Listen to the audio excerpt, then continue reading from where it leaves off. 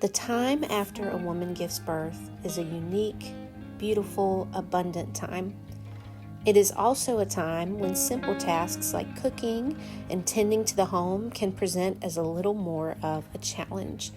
Today, I'm going to take you along with me as I am prepping some breakfast foods, as well as a few dinners to help make this transition time a little bit easier. So I hope that you will join me, and I hope that you will find this video beneficial for you. Hello everyone, and welcome back to my channel. My name is Kelly, and I am getting ready to head into a new season. We are expecting our third baby, and I am really wanting to stock my freezer with a lot of things that we can just pull from very easily. So we're just going to hop right in. I am making some bagel sandwiches. So what I'm doing and what you're seeing here is I am making the recipe for the kind of sous vide egg bites like you get at Starbucks. I have shown this before. It's a mixture of eggs, cottage cheese, shredded cheese, and then you can put whatever toppings you want. There's a little bit of cornstarch and salt and pepper in that mixture. But normally you do it in muffin tins, but I decided I wanted to do it in a 9x13 pan. That way I could use this for bagel sandwiches. So this was my first time ever testing this out, but it actually worked. I just had to increase the baking time a little bit so that they got all the way done in the middle. But I had these bagel thins that I purchased from Aldi. They had the little red sticker that made them on sale, and I just stuck them in the freezer knowing that I was going to use them for this purpose. So once this had a chance to kind of cool, I am cutting it into sections. This was actually on 2 different days. I baked it on one day, and then I came back and cut it up on a separate day. And I think that did kind of help the egg bite mixture to not fall apart. So there's just a little tip for you. But this is how they turned out. And so I'm just going through and I'm going to cut each of them into sections. I think that you could do this in so many different ways. Of course, you could just do the egg bites, as I said, or you could do biscuits, you could do English muffins, you could do croissants, anything to sort of sandwich that little egg bite mixture between. You could even, I think, cut this mixture up and put it in tortillas and make like a breakfast burrito type of thing. But this is what I ended up with. So I ended up with 8 of those bagel sandwiches. And once I got them all assembled, I wanted to package them up in such a way that was easy to grab and reheat, and that would also give a little bit of extra protection for freezer burn. So I got my bag all labeled, and then I'm going to take and wrap each of these with parchment.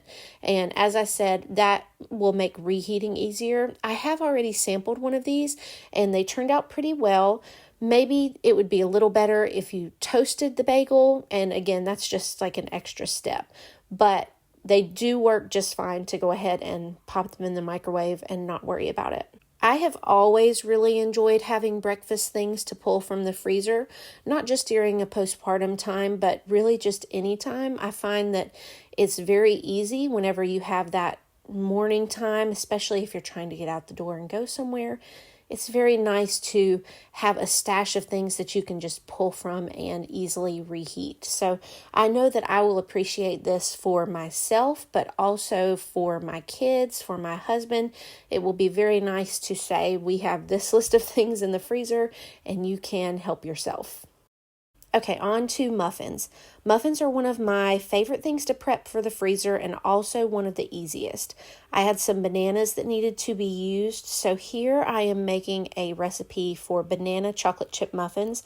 This is one of my favorites, and as always, all of these recipes will be linked down below.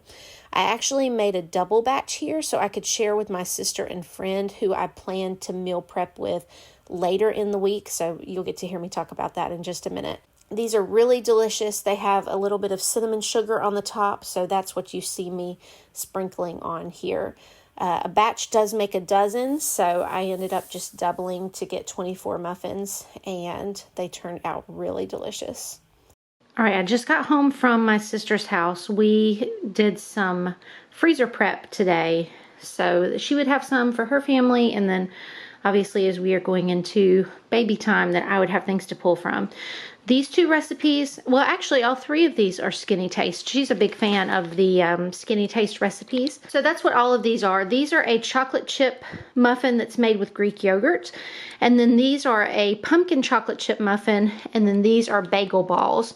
The dough for this is just self-rising flour, or you can do all-purpose flour and add salt and leavening to it. And then Greek yogurt. And that's all the dough is. And then you put cream cheese in the middle. So I'm going to stick these in the freezer. Sometimes with prep, I do it with friends, and then sometimes I do it at home. Both are good, but I'm going to add these to the freezer, and it feels good to have that done. McGriddle Bites are a sweet and savory option. So I'm starting out by cooking some ground sausage, some pork sausage. And if you guys watched my yard sale haul, my most recent one, I mentioned this little Pampered Chef tool, and I said I was going to get it and try it. And I have actually really enjoyed using it to break up the meat as opposed to my metal spatula. I think because you have those multiple like fanned out blades, it really does help to break the meat up and get it really fine if that's what you're looking for. So I actually have really enjoyed having that tool. Now, I don't normally buy pre-made pancake mix. I think I talked about that in my last video. Normally, we just kind of make things from scratch using the ingredients we already have.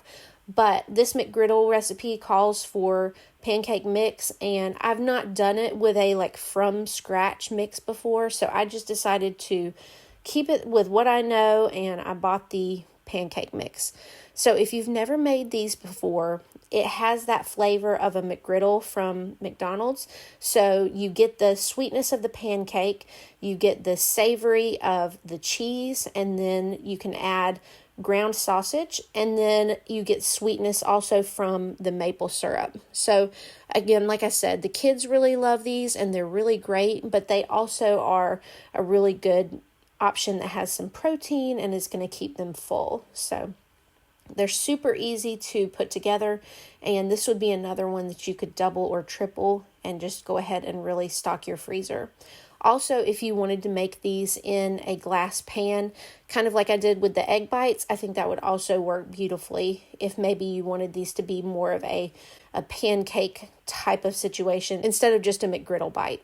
I mentioned doing the meal prep with my sister, and you'll see here in a little bit I'm going to be doing some dinner prep all at one time.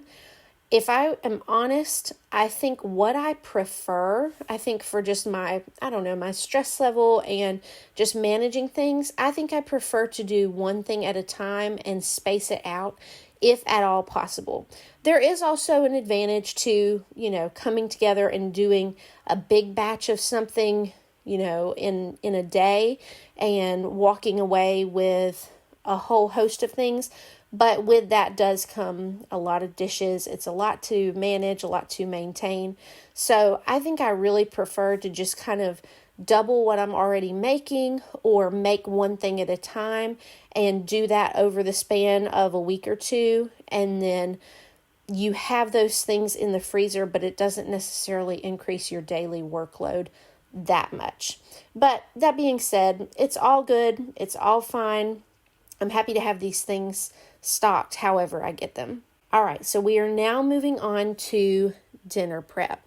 So I'm starting by labeling my bags with a Sharpie, and I'm not only labeling the bags with what's inside. You can see here one of the things we're going to be making is a sheet pan kielbasa meal. But I'm not only labeling the actual meal, but I'm labeling with as many instructions as possible. I want to make it easy for myself or Brandon, whoever is preparing this meal, just to be able to thaw the bag the night before in the fridge and then to follow the directions written directly on the bag the day of preparation. So the 3 meals that we are making today, like I said, we're doing a sheet pan kielbasa meal. It's a 1-pan sheet pan, very easy. And then we're also doing sheet pan fajitas, chicken fajitas. And we are doing a crock pot beef and broccoli. So I knew that these were recipes that I've made before. I'm pretty sure that they're going to do well in the freezer. So pro tips, if you are preparing multiple dinner items like this and freezing them in gallon Ziploc bags and trying to streamline the process, the first thing I would do is make sure you have a scraps bowl or a garbage bowl. You can see there at the back, I have a bowl for my peels and for the caps of the peppers, anything like that. If you're peeling a carrot or you're cutting off the ends of celery, that would be a really great thing to have so that you're not continually having to put them somewhere else or reach for the trash can. Speaking of the trash can, that is another one of my pro tips, is to make sure your trash can is close by. So as you are getting out different meat wrappers and things like that, you can easily dispose of them without having to waste your steps. Try to conserve your energy and minimize those steps. The other thing that you'll notice is that I am cutting all of one thing at the same time. So both the fajitas and the sheet pan kielbasa meal call for peppers and onions. So each of them gets 3 peppers chopped up or sliced up. I went ahead and did all of my peppers first. And then the kielbasa meal gets 1 onion sliced. And then the fajitas gets 2 onions. So I'm going ahead and doing all of my onions again at one time just to get those out of the way. Now, you'll also notice that I'm starting with vegetables. And the reason why I'm doing that is, again, to minimize my effort. If I cut up my vegetables first and then I move on to my meats that are pre-cooked and then to my raw meats, I know that I will have less washing to do of the cutting board. I won't have to repeatedly keep washing. So the kielbasa, this is turkey kielbasa, it is pre-cooked. So I moved on to doing that before I did my raw meat. You can also see in that bag I have some potatoes. I didn't film cutting that, but I just washed them and cut them without peeling. I am also prepping our dinner at the same time for tonight. So I'm making tacos and some corn salsa. And I have found that printing the recipes is really helpful when I can so that I don't have to keep referring back to my phone. So I'm moving on to the beef and broccoli here. This is the first meat that I am cutting, and this is just thin sliced chuck roast. I actually found this pack on sale because the expiration date was that day, but it still looked fine, smelled fine. So that's one of my tips, is always just to look and see if you can find some meat that is on sale. And it was already cut partially, so I didn't have to do a lot of trimming.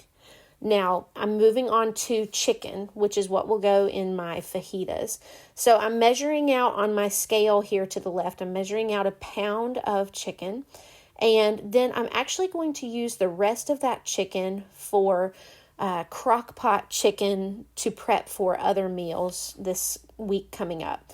I've mentioned this before. I've shown it in one of my recent videos, but I will take the rest of this chicken and just put it in a Ziploc bag. I'm not going to trim it or anything, and it will go in the crock pot with either some water or some broth, some bay leaves, a couple of spices, and that will really help to flavor the chicken. It will be nice and tender, and then I plan to use it for chicken salad. I also am going to use it for some chicken tacos and for some barbecue chicken stuffed sweet potatoes, and that will be most of our meals for this upcoming week.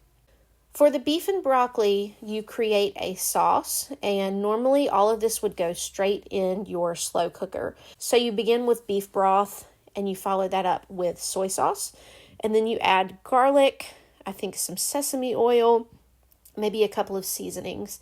It's very simple. Once this is all mixed together, you would let this cook in the crock pot for most of the day, and then at the very end, you would remove some of the sauce and add some cornstarch to it. Oh, and brown sugar, I forgot that. But you would add cornstarch to your sauce and then add it back to the crock pot to sort of let it thicken up a little bit. And then at the very end, I think it's like the last 30 minutes, you add your frozen broccoli because you don't want it to get too soft. It does just tend to kind of disintegrate if you cook it too long. And I have done that before, and surprisingly, the kids ate it even better because the broccoli turned to mush and they couldn't recognize it. So if you have a picky eater in your family, maybe just add the broccoli earlier and maybe your kids won't know. So I am going ahead and adding my seasonings for the fajitas. And then whenever it comes time to put it on the sheet pan, that's when we will add the olive oil. But I did go ahead and add all of the dry seasonings to mix together and kind of coat my chicken and vegetables. So when it's all said and done, I have 3 dinners. I have the kielbasa meal, I have the fajitas, and I have the beef and broccoli. And then I have chicken to stick in the crock pot this week to make shredded chicken. I also ended up with the bagel sandwiches. I have 16 McGriddle Bites. I have 12 banana chocolate chip muffins.